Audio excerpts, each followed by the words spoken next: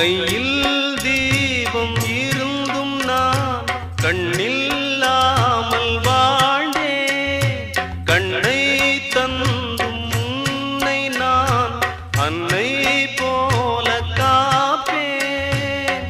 வாழ்க்கை என்னும் பள்ளியில் என்னை சேர்த்தவா,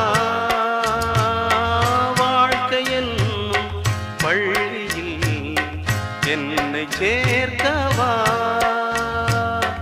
விழிகள் ரெண்டும் பள்ளிக்கூடம் தொடங்கு கண்ணா, புதிய பாடம் மடியில் சாய்ந்து